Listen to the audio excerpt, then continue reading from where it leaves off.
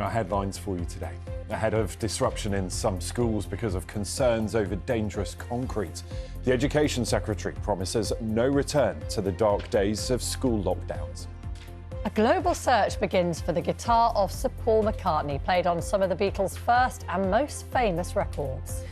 Good morning in sport. A hat-trick of hat-tricks in the Premier League. One of them by Erling Haaland as Manchester City go top again after continuing their perfect start to the season. Tesco CEO has announced supermarket staff will be offered body cameras due to the rising number of violent attacks against shop workers. Writing in the Mail on Sunday, the supermarket's boss, Ken Murphy, called for tougher laws targeting offenders who abuse or threaten retail staff. He called for action after the number of physical assaults against Tesco staff increased by a third since last year. Campaigners hoping to get the Cricket House pub near Dudley in the West Midlands rebuilt after it was destroyed in a fire have taken part in a special padlocking ceremony. Contractors have brought in storage containers to keep the bricks safe after they were saved from the demolition of the famously wonky pub. Some bricks have already been stolen, and the local MP says it's important to keep the rest under lock and key.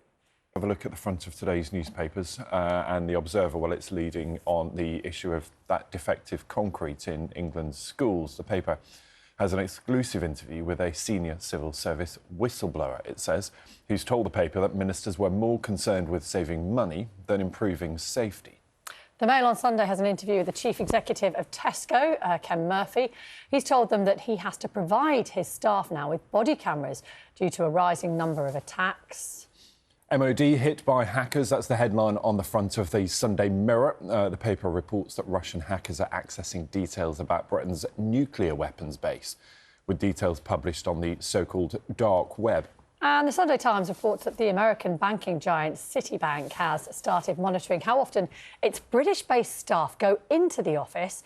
The paper reports that staff who fail to attend at least 3 days a week could face losing their bonuses.